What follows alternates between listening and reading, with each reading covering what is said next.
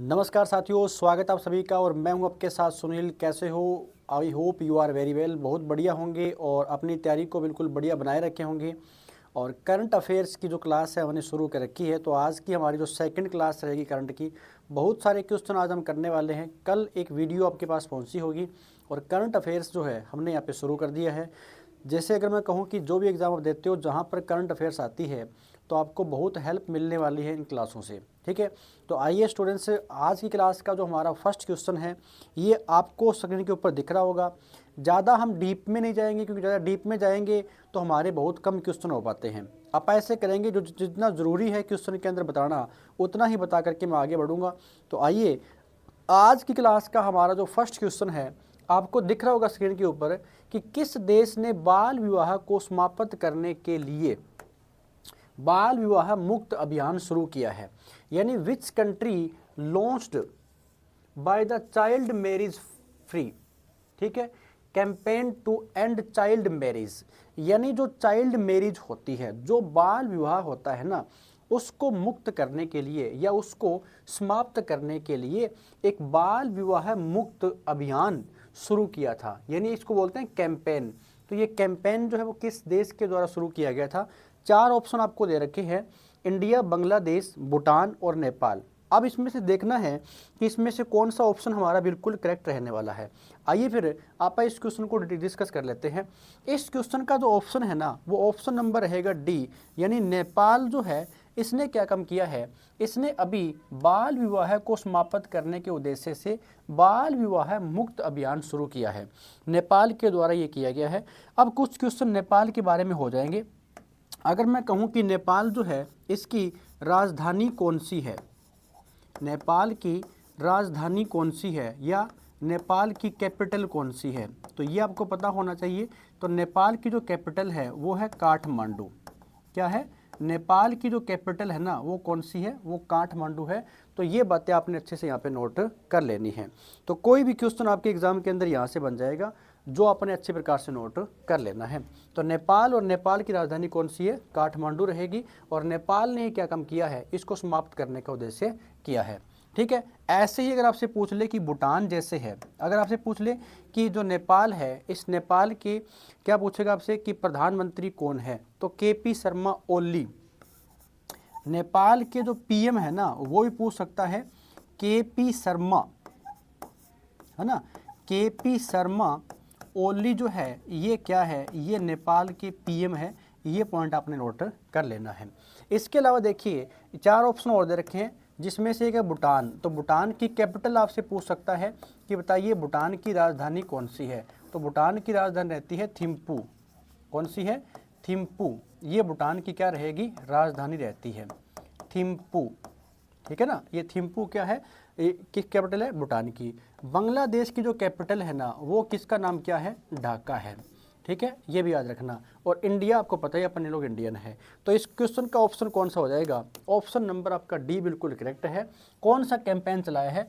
Child marriage free, यानी campaign to end child marriage, कि बाल विवाह जो है इसको मुक्त करने के लिए।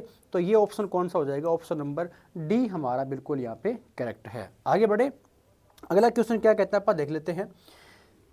एसोचैम के नए महासचिव के रूप में किसे नियुक्त किया गया है? तो एसोचैम के नए महासचिव के रूप में है ना किसको नियुक्त किया गया है? Who has been appointed as the new secretary general of ASSOCHAM. ठीक है, ये बात आपको पता होना चाहिए कि नया सेक्रेटरी जनरल जो है ना वो किसे बनाया गया है? किसका? एसोचैम का। तो एसोचैम की जब भी बात आ जाती है ना, इसका ऑप्शन जो हमारा करेक्ट रहेगा वो कौन से वाला ऑप्शन है? ऑप्शन नंबर सी हमारा करेक्ट है। मनीष सिंघाल को बनाया गया है। यानी किसको बनाया गया है? मनीष सिंघाल को नया सेक्रेटरी जनरल ऑफ एसोचैम यहाँ पे नियुक्त किया गया है। लेकिन कई बार ये पूछ लेता है मनीष सिंघाल ने किसकी जगह ली है? तो पहले कौन थे इसके? पहले कौन थे? पहले थे दीपक सूद। तो दीपक सूद के स्थान पे भी कौन आ गए हैं? मनीष सिंघाल आ गए हैं। मनीष सिंघाल को कितने वर्षों का अनुभव? तो कम से कम 25 ईयर, 25 वर्षों का जो अनुभव है ना वो इनके पास में है उद्योग के मामले में। ठीक है। तो 25 वर्षों का क्या है इनके पास में अनुभव है, ये पॉइंट याद रखना। मनीष सिंघाल को क्या बनाया गया है, चीफ यहाँ पर अपॉइंटेड किया गया है new secretary general of ASSOCHAM के बारे में। तो कौन सा ऑप्शन हो जाएगा, ऑप्शन नंबर सी हमारा बिल्कुल करेक्ट है, मनीष सिंघाल को बनाया गया है। आइए आगे बढ़ते हैं, अगला क्वेश्चन क्या कहता है, 2024 विश्व ब्रिटिश शतरंज चैंपियनशिप का खिताब किसने साझा किया है, ठीक है ना। अब है कि यहाँ पर फर्स्ट ऑप्शन दे रखा है मैग्नस कार्लसन एंड जू वजन, सेकंड ऑप्शन है मैग्नस कार्लसन एंड लेन नेपोमिचर्ती। यानी कहने का मतलब आपको ये देख लेना है कि इसका ऑप्शन कौन सा है। तो अगर मैं कहूँ कि 2024 के अंदर विश्व ब्रिटिश शतरंज चैंपियनशिप का जब भी खिताब पूछेगा ना कि साझा किसने किया है, इस क्वेश्चन का ऑप्शन हमारा सेकंड ऑप्शन बिल्कुल करेक्ट रहेगा। तो ऑप्शन कौन सा हो जाएगा, ऑप्शन नंबर हमारा बिल्कुल सेकंड करेक्ट रहेगा। तो मैंने कहा ना आपको, हम लोग ज़्यादा क्वेश्चन को डीप में नहीं लेके जाएंगे, क्योंकि अगर मैं ज़्यादा डीप में लेके चला गया ना तो आप ये मान लो कि हमारे क्वेश्चन बहुत कम हो पाएंगे, ठीक है। तो 2024 के अंदर जो वर्ल्ड ब्रिटिश चेस हुई थी चैंपियनशिप, वो इसका टाइटल अगर आपसे पूछ ले कि किसने साझा किया है, ये बात पूछेगा आपसे, तो आपने ये वाला ऑप्शन टिक कर देना है, हो जाएगा। तो सेकंड ऑप्शन करेक्ट है। आगे बढ़ जाते हैं, अगला क्वेश्चन क्या कहता है देख लेते हैं। वैश्विक परिवार दिवस प्रतिवर्ष किस तारीख को मनाया जाता है, बहुत अच्छा क्वेश्चन है। वैश्विक यानी on which date is global family day, global family day celebrated annually. कहने का मतलब ये हुआ कि विश्व परिवार दिवस प्रतिवर्ष कब मनाया जाता है। चार ऑप्शन दे रखे हैं, 1 जनवरी, 25 दिसंबर, 14 फरवरी और 10 अक्टूबर। तो आइए फिर आप इन क्वेश्चन को डिस्कस कर लेते हैं बिल्कुल अच्छे से। इस क्वेश्चन का जो ऑप्शन है ना, वो ऑप्शन कौन सा हो जाएगा, ऑप्शन नंबर ए हमारा बिल्कुल करेक्ट है। यानी 1 जनवरी को क्या मनाया जाता है, वैश्विक परिवार दिवस मनाया जाता है प्रतिवर्ष। 25 दिसंबर है तो इसको सुशासन दिवस के रूप में मनाते हैं। सुशासन दिवस कब मनाया जाता है, 25 दिसंबर को मनाया जाता है, याद कर लेना है। 14 फरवरी है, ये वैसे तो अपन लोग इसे ब्लैक डे के रूप में भी मनाते हैं, है ना। ब्लैक डे के रूप में क्यों मनाते हैं, क्योंकि एक जो पुलवामा हमला हुआ था, पुलवामा जो हमला होता है जहाँ पर हमारे 40 सैनिक मारे गए थे, याद रखना। इसी 14 फरवरी को क्या होता है, जो हमारे भगत सिंह हुआ करते थे, शहीद जो भगत सिंह थे ना, तो भगत सिंह को जो फांसी की सज़ा होती है, भगत सिंह को फांसी की सज़ा सुनाई गई थी। यहाँ पर सज़ा कब सुनाई गई थी, ये 14 फरवरी को ही सुनाई गई थी, याद कर लेना। तो मैं आपको कहता हूँ, आपने जितने भी इम्पोर्टेंट डे है, जितने भी इम्पोर्टेंट जो डे है, महत्वपूर्ण जो दिवस है ना, वो सारे याद कर लेने हैं। जैसे आपने मेरे को कमेंट करके बताना है कि बताइए यहाँ पर अपन लोग क्या पढ़ते हैं कि पर्यावरण दिवस कब मनाया जाता है, पर्यावरण दिवस कब मनाया जाता है, पर्यावरण दिवस जो है ये कब मनाया जाता है आपने बताना है। आपने ये बताना है कौन से वाला क्वेश्चन है कि श्रमिक दिवस या कब मनाया, या आप बताओ खेल दिवस कब मनाया जाता है, खेल दिवस जो है ये कब मनाया जाता है, ये आपने कमेंट करके बताना है। आपने साथ में ये बताना है कि बताइए जो अपना थल सेना दिवस है ये कब मनाया जाता है, थल सेना दिवस जो है ना ये कब मनाया जाता है, ये सारी बातें आपने कमेंट के अंदर लिख देनी है। इसके अलावा आपने बताना है कि बताइए जो अपना, अगर मैं कहूँ कि कौन से वाला डी, विश्व विज्ञान दिवस कब मनाया जाता है, विश्व विज्ञान दिवस जो है ना ये कब मनाया जाता है। तो ये सारे क्वेश्चन एग्जाम के अंदर पूछ लेता है। तो मैंने कहा जितने भी इम्पोर्टेंट डे है, टोटल कितने मंथ है, तो 12 मंथ है, और 12 मंथ के अंदर इम्पोर्टेंट डे है ना, यानी ये मान लो कि टोटल कितने के हैं, 60 के आसपास आपने अच्छे से याद कर लेने हैं। कोई भी क्वेश्चन आपके एग्जाम के अंदर बनेगा तो हो सकता है कि एक आधा आपसे इम्पोर्टेंट डे के बारे में पूछ ले, ठीक है। तो जैसे आपने ये मेरे को कमेंट करके बताना है कि ये कब कब मनाए जाते हैं, तो आपने वो जरूर बताना है इसके आंसर, ठीक है। याद रखना कि 25 दिसंबर को क्या है, स्वतंत्रता दिवस मनाते हैं। 1 जनवरी को क्या रहेगा, वैश्विक परिवार दिवस प्रतिवर्ष किस तारीख को मनाया जाता है। जब भी आपसे ऐसा क्वेश्चन पूछे तो बता दोगे कौन सा रहेगा, 1 जनवरी को मनाया जाता है। आगे बढ़ जाते हैं, अगला क्वेश्चन क्या कहता है, रक्षा मंत्रालय ने 2025 को क्या घोषित किया है? देखो बहुत अच्छा क्वेश्चन है। What has the defence ministry क्या है डेसिग्नेटेड 2025 एज? अब देखो हमारा जो डिफेंस है, हमारा जो रक्षा मंत्रालय है, इसके बारे में अपन डिटेल में जाएंगे। Year of innovation, year of modernisation, year of reforms, year of integration. तो कौन सा ऑप्शन इसके हिसाब से आपसे हो जाएगा, ये आपने बिल्कुल मेरे को कमेंट करके बताना है। कमेंट करके बताना है तो आइए फिर अपन इसको दे देते हैं ईयर ऑफ रिफॉर्म्स। देखिए इस क्वेश्चन का जो ऑप्शन है वो ऑप्शन नंबर हो जाएगा ईयर ऑफ रिफॉर्म्स, मतलब सुधारों का वर्ष बोलते हैं इसे, सुधारों का वर्ष। क्या बोलते हैं? सुधारों का वर्ष जो है 2025 को किसने, जो हमारा रक्षा मंत्रालय है ना, इसने घोषित किया है। आइए फिर कुछ क्वेश्चन अपन इसके ऊपर कर लेते हैं, रक्षा मंत्रालय के ऊपर। अगर मैं कहूँ भारत का प्रेजेंट टाइम में रक्षा मंत्री कौन है, भारत का डिफेंस मिनिस्टर कौन है, या भारत का रक्षा मंत्री कौन है, तो रक्षा मंत्री जो है ना वो कौन सा रहेगा? राजनाथ सिंह है। क्या नाम है? राजनाथ सिंह। राजनाथ सिंह क्या है? ये भारत के अभी रक्षा मंत्री है, याद रखना।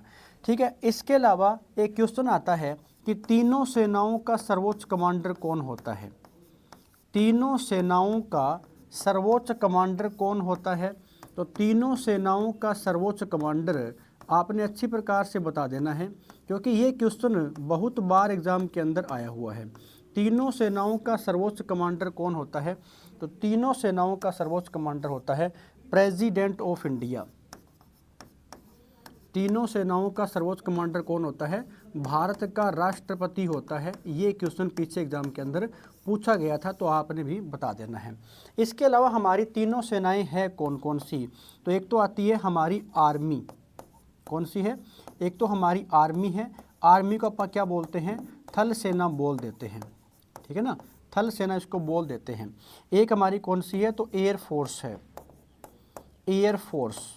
और एयर फोर्स को अपन क्या बोलते हैं? इसे वायु सेना कहा जाता है, वायु सेना। और तीसरी हमारी सेना कौन सी आती है? तो वो आती है नेवी।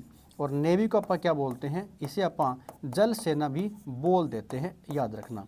तो क्वेश्चन एग्जाम के अंदर ये आ सकता है आपसे, जैसे बताइए आर्मी डे कब मनाया जाता है? तो आर्मी डे जो है ना, ये आपने बताना है 15 जनवरी को मनाया जाता है। कब मनाते हैं? 15 जनवरी को। एयर फोर्स डे कब मनाते हैं? तो एयर फोर्स डे जो है ना, ये 8 अक्टूबर को मनाया जाता है, 8 अक्टूबर को। नेवी डे कब मनाते हैं? तो नेवी डे जब भी आपसे पूछ लेना, आपने बताना है 4 दिसंबर को मनाया जाता है। ठीक है, तो ये तीनों सेनाएं हैं, और तीनों सेनाओं का सर्वोच्च कमांडर पूछे तो भारत का राष्ट्रपति होता है। रक्षा मंत्रालय जो है, इसने हमारा जो भारत का रक्षा मंत्री है वो राजनाथ सिंह है। उन्होंने क्या काम किया है? 2025 को जो हमारी सेना है, जो हमारी सेना है ना, तो सेना में जो सशस्त्र बल है इसको बढ़ावा देने के लिए क्या काम किया यहाँ पर? ये 2025 को ईयर ऑफ रिफॉर्म घोषित कर दिया, रक्षा मंत्रालय की तरफ से किया गया है। अब तीनों सेनाओं के जो प्रमुख व्यक्ति है, जैसे अगर आपसे पूछ ले कि जो थल सेना का प्रमुख व्यक्ति है ये कौन है? तो थल सेना का प्रमुख व्यक्ति है उपेंद्र द्विवेदी। क्या नाम रहेगा? उपेंद्र द्विवेदी है, उपेंद्र द्विवेदी। ये थल सेना का क्या है? भी प्रमुख व्यक्ति है। ठीक है, ऐसे ही पूछ लेगा कि एयर चीफ मार्शल कौन है, या हम यहाँ पर कौन आते हैं? नेवी कौन आते हैं। तो आपने बताना है कमेंट करके कि इसका प्रमुख व्यक्ति कौन है। ठीक है, और इसका जो प्रमुख है ना, ये प्रमुख कौन है। ठीक है, और एक पोस्ट आपने सीडीएस से भी याद रखनी है भाई, सीडीएस। तो पूछ लेगा आपसे कि प्रथम सीडीएस कौन था। तो प्रथम सीडीएस कौन थे? वो थे बिपिन रावत। क्या नाम रहेगा? बिपिन रावत। विपिन रावत ये थे प्रथम सीडीएस, याद कर लेने हैं। अगर पूछ ले कि वर्तमान में भारत के सीडीएस कौन है, तो वर्तमान में भारत के सीडीएस है अनिल चौहान। क्या नाम है? अनिल चौहान। ये वर्तमान में भारत के क्या है? सीडीएस है। तो एक क्वेश्चन यहाँ से बन जाएगा। एक आपने नोट कर लेना है कि 2025 को कौन सा डे घोषित किया है, कौन सा ईयर घोषित किया है? तो रिफॉर्म का किया है, यानी ईयर ऑफ रिफॉर्म्स, सुधारों का वर्ष घोषित किया है। किसको?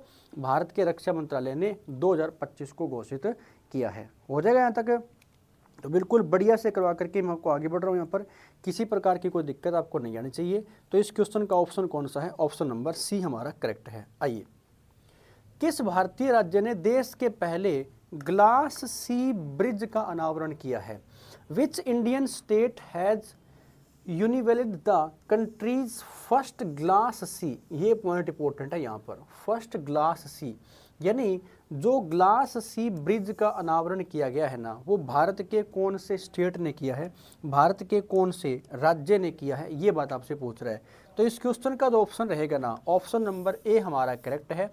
ये किया गया है तमिलनाडु के द्वारा, ठीक है ना। किसके द्वारा किया गया है? तमिलनाडु के द्वारा किया गया है। तमिलनाडु के अंदर जो कन्याकुमारी है, क्या है? तमिलनाडु में क्या है? कन्याकुमारी है।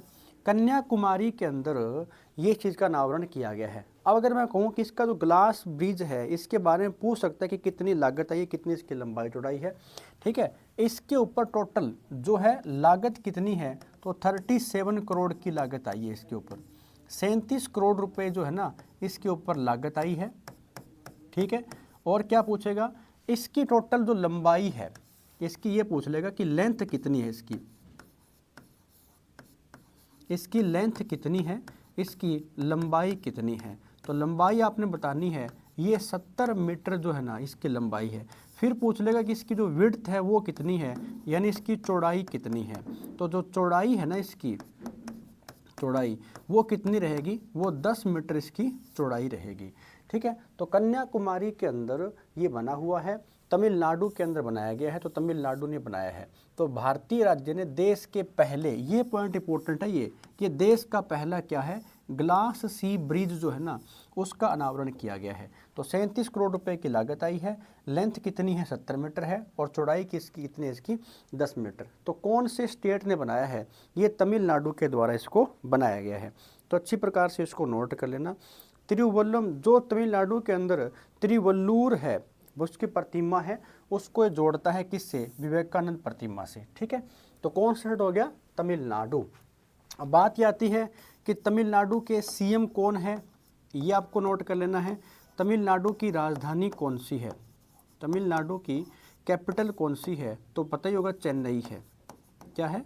चेन्नई इसकी राजधानी है, ठीक है। तो हो जाएगा यहाँ तक। तो क्वेश्चन क्या पूछा था? इंडिया का, यानी हमारी कंट्री का पहला ब्रिज बना है ये, कौन से वाला? जो ग्लास का बना हुआ, जो कांच का बना हुआ है। तो ग्लास सी ब्रिज का अनावरण कौन से स्टेट ने किया है? तो आपने बताना है, ये तमिलनाडु के द्वारा किया गया है। आइए आगे बढ़ जाते हैं, अगला क्वेश्चन क्या कहता है देख लेते हैं। किस देश ने 2025 तक या 2025 से पर्यटन बुनियादी ढांचे को समर्थन देने के लिए आवास लागत पर 1% पर्यटक जो है ये कर लागू कर दिया है? यानी जो टूरिज्म इंफ्रास्ट्रक्चर स्टार्टिंग इन 2025 के अंदर 1% टूरिस्ट टैक्स इसको इंक्रीज कर दिया है। ये बात ये आपसे पूछ रहा है। तो विच कंट्री इंट्रोड्यूस्ड, यानी ऐसी कौन सी कंट्री है जिसने ये वाला काम किया है? तो आपने बता देना है, ये काम 1 जनवरी 2025 से किया गया है। और ये काम किसका द्वारा किया गया है? ये रसिया के द्वारा किया गया है। किसके द्वारा किया गया है? रसिया के द्वारा किया गया है। और रसिया अपने आप में क्या है? रूस अपने आप में क्या है? सबसे बड़ा देश है ये। रूस क्या है? रूस अपने आप में सबसे बड़ा देश आ जाता है। जैसे पढ़ते ना आप कि इंडिया जो है ये कौन सा बड़ा देश है? तो इंडिया भारत का, इंडिया पूरे विश्व का 7वां सबसे बड़ा राज्य आता है। लेकिन इससे पहले कितने स्टेट है? 6 में सबसे पहला कौन सा आता है? रसिया आता है। तो रसिया सबसे बड़ी कंट्री आती है। और इसने 1% जो है ना, ये टैक्स बढ़ा दिया है, 1% टैक्स लागू कर दिया। किसके ऊपर? जो टूरिज्म टैक्स है, इसकी बात यहाँ पे हो रही है। तो इसका ऑप्शन कौन सा हो जाएगा? ऑप्शन नंबर सी हमारा करेक्ट है, रसिया इसका आंसर रहने वाला है। आइए आगे बढ़ जाते हैं। किस राज्य ने फाइनल में केरल को 1-0 से हरा करके संतोष ट्रॉफी जीती है? अब ये देखो, which state won the Santosh trophy by defeating Kerala? Kerala को हराया गया भाई। किसको हराया गया है? केरल को हराया है। अब वो स्टेट कौन सा है जिसने केरल को हराया है? ऑप्शन 4 दे रखे हैं आपको। वेस्ट बंगाल है, गुजरात है, पंजाब है और तमिलनाडु है। तो आइए फिर अपन इसको डिस्कस कर लेते हैं। वैसे इस क्वेश्चन का ऑप्शन फर्स्ट है ऑप्शन नंबर जो हमारा ए है ना, ये बिल्कुल करेक्ट रहता है, वेस्ट बंगाल ने हराया है। तो वेस्ट बंगाल ने किसको हराया है? तो केरल को हराया है। अब आपसे पूछ लेगा कि वेस्ट बंगाल की जो कैपिटल है वो कौन सी है, तो आपने बता देना है इसकी कैपिटल रहती है कलकत्ता। कौन सी है? कलकत्ता जो है इसकी राजधानी है। गुजरात की राजधानी कौन सी अगर आपसे पूछ ले तो क्या बताओगे? गुजरात की राजधानी है गांधीनगर। कौन सी रहेगी? गांधीनगर जो है ये गुजरात की राजधानी है, याद रखना। पंजाब की राजधानी कौन सी है? तो पंजाब की राजधानी है चंडीगढ़। तो चंडीगढ़ भी आप नोट कर लेना है, याद रखना। चंडीगढ़ क्या है कि यूटी है। तमिलनाडु की राजधानी कौन सी है? तो चेन्नई है। मैं पीछे बता करके आपको आया था। आपने करने क्या है, जैसे गुजरात के सीएम कौन है, सीएम कौन है यहाँ पर नोट कर लेने हैं। जैसे पंजाब के सीएम कौन है तो आपको पता है अच्छी प्रकार से, भगवंत मान साहब हैं। कौन है? भगवंत मान जो है ना, ये पंजाब के क्या है? सीएम है। इनकी पार्टी कौन सी आपसे पूछ सकता है, कौन सी पार्टी है? तो आम आदमी पार्टी है। कौन सी है? आम आदमी पार्टी से है भगवंत मान, और ये पंजाब के क्या है अभी? सीएम है। ठीक है। तमिलनाडु है तो तमिलनाडु के सीएम कौन है आपने नोट कर लेने हैं, और तमिलनाडु के जो गवर्नर है ना, ये भी कौन है। देखो मैं ये नहीं कहता आपको कि आपको देखो ये चीज़ छोड़नी नहीं है। अब पंजाब के सीएम है तो पंजाब के सीएम के साथ में पंजाब का गवर्नर कौन है ये भी आपको अच्छे से याद कर लेना पड़ेगा। ऐसे ही गुजरात के बारे में आपको याद करना है। तो ऐसा कौन सा स्टेट है जिसने चैंपियनशिप के अंदर किसको हराया था? केरला को हराया था, और केरल को हरा करके एक संतोष ट्रॉफी को अपने नाम कर लिया है।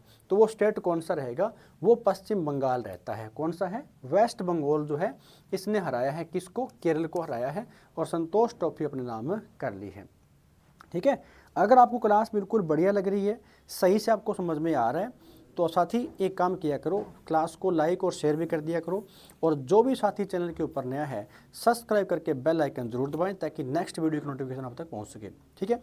आइए फिर अगला क्वेश्चन आप डिस्कस कर लेते हैं। आगे इसने आपसे क्या पूछा है, हाल ही में UIDEAI के सीईओ के रूप में किसे नियुक्त किया गया है? किसने पदभार ग्रहण किया है? उड़ाई की UIDEAI who recently assumed charge as the CEO, chief executive officer, किसको बनाया गया है? तो यहाँ पे पूछे कि किसने नियुक्त किया है। राजेश कुमार है क्या? पंकज सिंह है? अनिल शर्मा है? भुवनेश कुमार है? तो इस क्वेश्चन का जो ऑप्शन है वो ऑप्शन नंबर हमारा डी बिल्कुल करेक्ट रहेगा। भुवनेश्वर कुमार जो है ना, इनको बनाया गया है। किसका? UIDEAI। इसकी फुल फॉर्म क्या होती है ये आप कमेंट करके मेरे को बताना। तो राजेश कुमार नहीं है, ये भी नहीं है, और ये भी नहीं है। किसको बनाया गया है? भुवनेश कुमार को बनाया गया है। और बात किसकी हो रही है? CEO, चीफ एग्जीक्यूटिव ऑफिसर बनाया गया है। आगे बढ़े, अगला क्वेश्चन क्या कहता है देख लेते हैं। K2-18b, ठीक है, किस प्रकार का ग्रह माना जाता है? यानी यहाँ पर पूछ रहा है ये कि प्लेनेट जो है ना, ये कौन से टाइप का है? व्हाट टाइप ऑफ प्लेनेट, कौन से वाला ये जो प्लेनेट है ये कंसीडर टू बी, यानी इसको किस प्रकार का ग्रह माना जाता है? तो इसमें दे रखा है टेरेस्ट्रियल हाइसीन, यानी ऑप्शन नंबर हमारा सेकंड जो है ना, ये बिल्कुल करेक्ट हो जाएगा। कौन सा ऑप्शन है? ऑप्शन नंबर हमारा सेकंड करेक्ट रहेगा। किसके बारे में बात हो रही है? तो जब भी आपसे पूछे कि K2-18b ये क्वेश्चन आ जाए ना, तो किसको माना जाता है? हाइसीन को माना जाता है। इस ग्रह के ऊपर जो एटमॉस्फेयर है, इस ग्रह के ऊपर जो वायुमंडल है ना, उसमें ज़्यादा मात्रा में कौन सी गैस पाई जाती है ये भी पूछ सकता है। तो ज़्यादा मात्रा में यहाँ पर CO2 भी है, और यहाँ पर जो MH4 है यानी जो मीथेन गैस है ना, वो भी आपसे यहाँ पे पूछ सकता है। MH4 मीथेन रहेगी यहाँ पर। ठीक है। तो हाइजीन वायुमंडल में कौन सी गैस पाई जाती है ये पॉइंट याद रखना। कार्बन डाइऑक्साइड भी आती है, मीथेन भी आती है। ठीक है। सॉरी CH4 आएगा यहाँ पर, मीथेन MH4 नहीं, CH4 आ जाता है ये ना, CH4 मीथेन याद रखना यहाँ पर हो जाएगा। तो ये बातें नोट कर लेना, कौन सा है? हाइजीन। आगे बढ़े, हाल ही में भारतीय वायुसेना की पश्चिमी वायु कमान की कमान किसने संभाली है? Air marshal Jitendra Mishra, air marshal Pankaj Mohan Sinha, air marshal Arjun Singh, और एयर मार्शल विक्रम चौहान। आपसे पूछा गया है कि जो हमारी कौन सी है भारतीय वायुसेना की पश्चिमी वायु कमान जो है, उसका जो कमान है वो किसने संभाली है? अब देखो वायुसेना होती है ना, जैसे हमारी एयर फोर्स है, जैसे हमारी आर्मी है, या फिर मैं कहूँ कि जो हमारी नेवी है, इससे जब भी क्वेश्चन आ जाए ना तो आपने बता देना है यहाँ पर। तो आपको बताता हूँ एक बात, यहाँ पर नोट करो। देखो यहाँ पर जो इस क्वेश्चन का ऑप्शन है वो ऑप्शन नंबर तो हमारा रहेगा ए, बिल्कुल करेक्ट है। Air marshal Jitendra Mishra, air marshal Jitendra Mishra को बनाया गया है। लेकिन आपने एक चीज़ नोट की है, ये क्या लगा हुआ है आगे, एयर मार्शल लगा हुआ है। तो आपने ना दो बातें और नोट कर लेनी है। अगर हम बात करें आर्मी की, आर्मी की बात करते हो ना, तो आर्मी का जो चीफ होता है उसके नाम के आगे लगता है जनरल। क्या लगता है, जनरल लगता है। ऐसे ही जो हमारी एयर फोर्स है, जो हमारी एयर फोर्स है और उसका जो चीफ होता है उसके आगे क्या लगता है, एयर मार्शल लगता है। जैसे यहाँ पे लगा रखा है ना ये एयर मार्शल, तो ये पॉइंट आपने अच्छे से नोट कर लेने हैं, एयर मार्शल। ऐसे ही जो हमारी नेवी है और नेवी का जो चीफ है ना उसके आगे क्या लगता है, एडमिरल लगता है। क्या लगता है, एडमिरल लगता है। तो ये तीनों पॉइंट है ना अच्छे से नोट कर लेना। एग्जाम के अंदर पूछा गया था कि बताइए थल सेना जो है उसके प्रमुख के नाम के आगे क्या लगता है, वायु सेना है उसके प्रमुख के आगे नाम के आगे क्या लगता है। जैसे मैंने कहा कि अभी जो हमारी आर्मी है, आर्मी का चीफ कौन है, उपेंद्र द्विवेदी है। लेकिन उपेंद्र द्विवेदी के नाम के आगे क्या लगेगा, यहाँ पर जनरल लगता है। तो जनरल उपेंद्र द्विवेदी आप ऐसे कहेंगे यहाँ पर, ठीक है ना। तो याद रखना कि आर्मी के नाम क्या क्या लगता है, जनरल। एयर फोर्स क्या लगता है, एयर मार्शल। और यहाँ पर क्या लगेगा, एडमिरल लग जाता है। तो इस क्वेश्चन का ऑप्शन कौन सा है, एयर मार्शल जितेंद्र मिश्रा को क्या संभाला गया है, इन्होंने इसकी कमान संभाली है। वेस्टर्न जो हमारी एयर कमांड है उसकी बात यहाँ पर हो रही है, ठीक है। तो ऑप्शन कौन सा रहेगा, ऑप्शन नंबर ए हमारा बिल्कुल करेक्ट रहने वाला है। क्या क्लास बिल्कुल बढ़िया समझ में आ रही है? अगर क्लास बढ़िया समझ में आए तो लाइक और शेयर भी कर दिया करो, ज़्यादा बच्चों को इकट्ठा करो। और करंट अफेयर की जो क्लास है ये ऐसी ही हमारी आपको मिलती रहेगी, ऐसी ही क्लास आपके सामने ये चलती रहेगी, ठीक है। आइए अगला क्वेश्चन क्या कहता है आप देख लेते हैं। कौन सा देश 1 जनवरी 2025 से चेहरा ढकने पर प्रतिबंध लगा रहा है और पेंशन वृद्धि लागू कर रहा है? ये एक अच्छा क्वेश्चन है, बहुत बार पूछ सकता है, एग्जाम के अंदर आ भी सकता है। यानी इसमें से ऐसी कौन सी कंट्री है जिसने जितने भी जो पब्लिक पैलेस हैं, जो सार्वजनिक स्थान होते हैं ना, क्या बोलते हैं, पब्लिक पैलेस, पब्लिक पैलेस के अंदर चेहरा नहीं ढक सकते आप। ये रूल लागू हो गया है कहाँ पर, तो वो कंट्री कौन सी है, वो कंट्री है स्विट्जरलैंड। वो कौन सी कंट्री है, स्विट्जरलैंड की। और स्विट्जरलैंड की कैपिटल आपसे जरूर पूछेगा कि स्विट्जरलैंड की कैपिटल कौन सी है, तो स्विट्जरलैंड की कैपिटल है बर्न। कौन सी रहेगी, बर्न जो है ना इसकी कैपिटल है। यानी इसने बोल दिया कि जितने भी जो पब्लिक पैलेस है, जो भी पब्लिक पैलेस है और पब्लिक पैलेस का मतलब होता है जो ये सार्वजनिक स्थान होता है, जो भी सार्वजनिक स्थान है, और इन सार्वजनिक स्थान के ऊपर अगर आपने चेहरा ढका तो इसके ऊपर प्रतिबंध लगाने वाला कौन सी कंट्री बन गई है, वो कंट्री है स्विट्जरलैंड, ठीक है। तो 1 जनवरी 2025 से ये चेहरा ढकने पर प्रतिबंध लगा दिया गया है और साथ में पेंशन के अंदर वृद्धि की लागू कर रहा है। तो वो कंट्री कौन सी है, स्विट्जरलैंड। अब क्या देखते हैं, बहुत सारे सार्वजनिक जो स्थान होते हैं वहाँ पर चेहरे ढके रहते हैं, तो आप चेहरा वहाँ पर नहीं ढक सकते। ये स्विट्जरलैंड ने लागू कर दिया है, कब, 1 जनवरी 2025 को लागू किया है, हो जाएगा। अगला क्वेश्चन क्या देख लेते हैं आप। देखो स्टूडेंट्स, मैं ज़्यादा डीप में नहीं जा रहा, सिर्फ आपने ज़्यादा डीप में जाऊंगा तो फिर बात में क्वेश्चन नहीं हो पाएंगे, ठीक है। हाँ, 2024 में भारत की स्थापित नवीकरणीय ऊर्जा स्थापित में दर वर्ष कितने प्रतिशत की वृद्धि होगी? What is the percentage year on year increase in India's installed renewable energy capacity in 2024? अच्छा क्वेश्चन है ये, ऐसे ही करंट के क्वेश्चन आपके एग्जाम के अंदर आएंगे। तो इसने पूछा है तो इसका ऑप्शन कौन सा रहेगा, ऑप्शन नंबर हमारा बी बिल्कुल करेक्ट है। 14% जो है ना इसकी यहाँ पर वृद्धि रहने वाली है। कितने परसेंट वृद्धि रहेगी, 14%, यानी 14% जो इसकी वृद्धि रहेगी। अच्छे से नोटिस को कर लेना। आगे बढ़े, अगला क्वेश्चन क्या कहते हैं देख लेते हैं। किस राज्य ने 2030 तक 20,000 मेगावाट नवीकरणीय ऊर्जा क्षमता जोड़ने का लक्ष्य रखा है? तेलंगाना, कर्नाटका, गुजरात और महाराष्ट्र। इसमें से आपके हिसाब से कौन सा ऑप्शन हो जाएगा?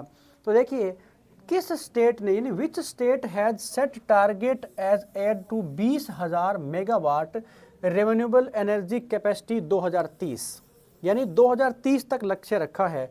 तो वो आपने बता देना है कौन सा स्टेट रहेगा, वो है तेलंगाना। और तेलंगाना जो है ना, अगर पूछे कि ये भारत का कौन सा स्टेट बना था, ये भारत का 29वां स्टेट बना था। 29वां स्टेट बना था, कब बना था ये? तेलंगाना बनता है 2 जून के दिन, 2 जून 2014 को बनता है। ठीक है, तेलंगाना जो है ना, ये कौन से स्टेट से अलग हुआ था, नोट कर लेना है। तो यह आंध्र प्रदेश से अलग हुआ था। किससे अलग हुआ था? आंध्र प्रदेश से ये अलग होता है, याद रख लेना। आपसे पूछेगा तेलंगाना की जो राजधानी है वो कौन सी है, तेलंगाना की कैपिटल कौन सी है? तो राजधानी इसकी रहेगी हैदराबाद।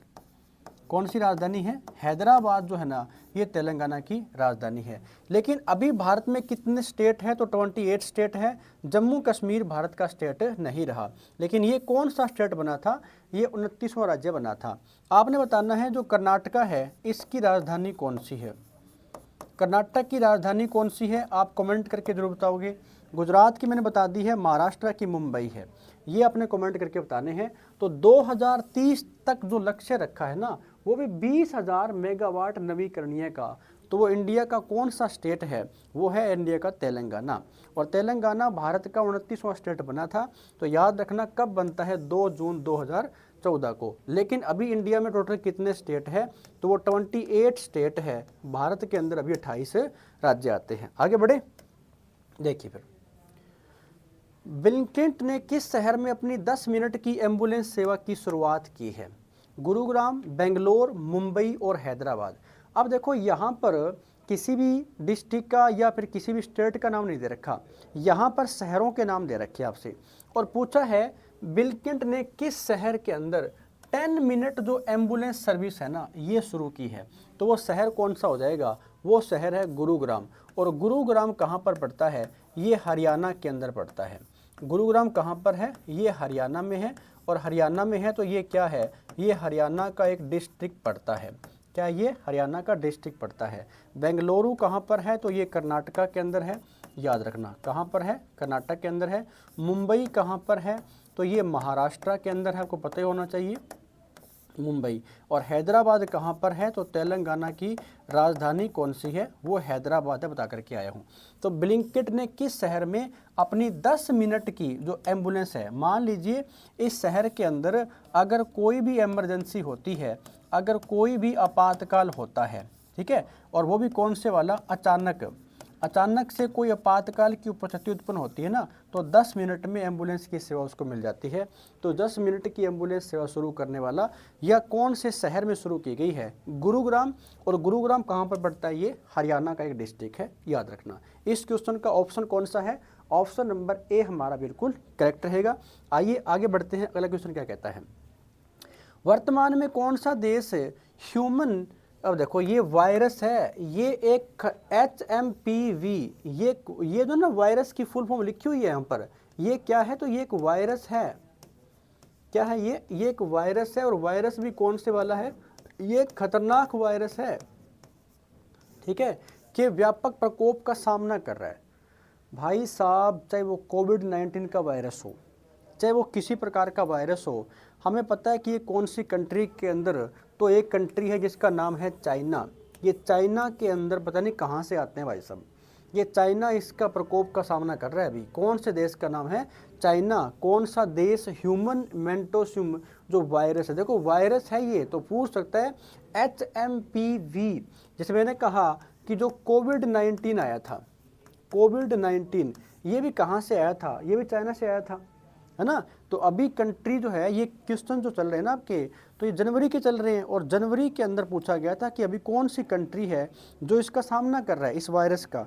तो वो कंट्री का नाम क्या रहेगा? कंट्री का नाम है चाइना, याद रखना यहाँ पर, ठीक है। कंट्री का नाम क्या है? चाइना है, याद रखना। जैसे अगर क्वेश्चन आ जाए इंडिया और चाइना के बीच में कौन सी रेखा है, ये क्वेश्चन आता है कि इंडिया प्लस चाइना के बीच में है ना कौन सी रेखा है, तो आपने बता देना है इंडिया और चाइना के बीच में मैकमोहन रेखा आती है। कौन सी रेखा है? इंडिया और चाइना के बीच में मैकमोहन रेखा आती है, आपने बता देना है। तो ये HMPV क्या है, ये अपने आप में एक वायरस है और वायरस का प्रकोप का सामना कौन सी कंट्री कर रही है, जनवरी से कर रही है कंट्री, जिसका नाम क्या है, चाइना। आइए आगे बढ़ते हैं। 2024 में कुल वार्षिक भूजल पुनर्भरण में कितनी वृद्धि होगी, ठीक है ना, 10 BM, 15 BM, 20 BM या 20 BCM या 25 BCM। तो आपने बताना है कि 2024 की बात ये आपसे पूछ रहा है। 2024 में कुल वार्षिक भूजल पुनर्भरण की बात हो रही है, यहाँ पर total annual ground water recharge की बात हो रही है ना। ग्राउंड वाटर के जब भी क्वेश्चन आ जाए तो आपने बताना है इसमें 15 BCM होगा, यहाँ पर क्या होगा, 2024 की बात थी ये, तो 2024 तक क्या था, 15 BCM ही इसका ऑप्शन करके आना है आपने कि कितनी वृद्धि होगी, तो आपने बता देना कितनी होगी, 15 BCM ऑप्शन रहेगा। कौन सा रहेगा, 15 BCM इसका ऑप्शन रहने वाला है। आगे बढ़े, अगला क्वेश्चन क्या कहता है, इसरो सीधे स्मार्टफोन वायरस कॉल सक्षम करने के लिए किस देश का उपग्रह लॉन्च कर रहा है। कितना अच्छा क्वेश्चन है, आइए थोड़ा सा डिटेल में जाएंगे इस क्वेश्चन के अंदर। Which country satellite is ISRO, ISRO की फुल फॉर्म क्या होती है, इंडियन स्पेस रिसर्च ऑर्गेनाइजेशन। याद रखना, इंडियन स्पेस रिसर्च ऑर्गेनाइजेशन। अगर पूछे कि इसरो की स्थापना कब होती है, तो इसरो की स्थापना आपने बतानी है 15 अगस्त को हुई थी। 15 अगस्त कब, तो 1969 को हुई थी। 15 अगस्त 1969 को इसरो की स्थापना होती है। स्थापना में आपसे पूछेगा कि इसरो का जनक किसे कहा जाता है, तो विक्रम साराभाई को कहा जाता है। विक्रम साराभाई को क्या कहा जाता है, तो विक्रम साराभाई को इसका जनक कहा जाता है। अगर पूछ ले कि इसरो का हेडक्वार्टर कहाँ पर है, इसरो का मुख्यालय कहाँ पर है, तो बेंगलुरु के अंदर है। कहाँ पर है, बेंगलुरु में क्या है, इसका हेडक्वार्टर है। तो इसरो जो है ना, अपने आप में एक इसकी फुल फॉर्म बहुत बार पूछी गई है, तो इंडियन स्पेस रिसर्च ऑर्गेनाइजेशन। क्या पूछ रहा हूँ, इंडियन स्पेस रिसर्च ऑर्गेनाइजेशन, ये इसकी फुल फॉर्म रहेगी किसकी, इसरो की। तो ये आपने अच्छा से पॉइंट यहाँ पे नोट कर लेना है। ये पूछेगा तो कौन सा स्टेट रहेगा, यूनाइटेड स्टेट्स, यानी USA की बात यहाँ पर हो रही है, अमेरिका की बात ये हो रही है। कौन से, अमेरिका की बात यहाँ पर होगी, किसके बारे में, ये उपग्रह के बारे में। तो इसरो के बारे में जब भी क्वेश्चन आ जाए तो आपसे बहुत बार पूछेगा कि इसके संस्थापक कौन थे, इसके जनक किसको बोलते हैं, याद रखना। अब एक क्वेश्चन यहाँ से और बन सकता है कि इसरो के वर्तमान में जो अध्यक्ष है वो डॉक्टर V नारायण है। इसरो के वर्तमान में जो अध्यक्ष है ना, उनका नाम क्या है, डॉक्टर V नारायण है। डॉक्टर V नारायण, ये क्या है, ये इसरो के अध्यक्ष है, अच्छी प्रकार से नोट कर लेना। तो इसरो की स्थापना कब होती है, 15 अगस्त 1969 को होती है।